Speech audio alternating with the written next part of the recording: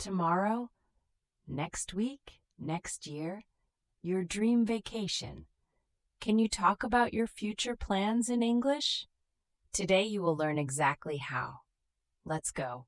Welcome back to Learn Languages. I'm your English teacher. Talking about the future is something we do every single day. In English, there are 3 easy ways to do it. Let's learn all 3 right now. Section 1. Using will. Will is the most common way to talk about the future. You use will for predictions and decisions made right now. Listen to these examples. I will call you tomorrow. It will rain later. She will love this gift. The structure is simple. Subject plus will plus base verb. I will go, he will eat, they will arrive. For negatives, say will not or won't. I won't be late, he won't come. For questions, put will before the subject. Will you help me? Will she be there? Practice. Say, I will study tomorrow. Good. Now make it negative. I won't study tomorrow. Section 2. Using going to. Going to is used for plans you already decided. You thought about it before. You have a plan. I'm going to visit my family next month. We're going to buy a new car. She's going to start a new job. Going to is also used when you can see something is about to happen. Look at those clouds. It's going to rain. The structure is subject plus am is are plus going to plus verb. I am going to travel. He is going to call. Practice.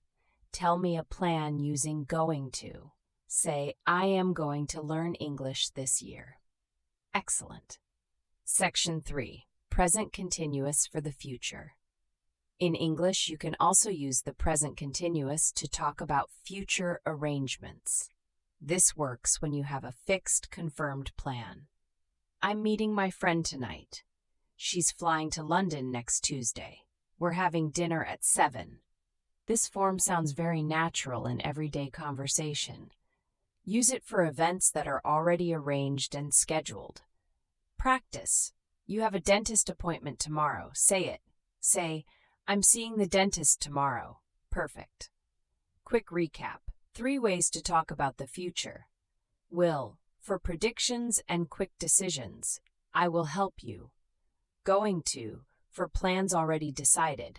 I'm going to study. Present continuous, for fixed arrangements. I'm flying tomorrow. All 3 are correct. They just have slightly different uses. The more you practice, the more natural they feel. Tell me in the comments, what are your plans for this week? Use will, going to, or present continuous. I want to read your future plans. If this lesson helped you, please like the video. Subscribe to Learn Languages for a new lesson every week.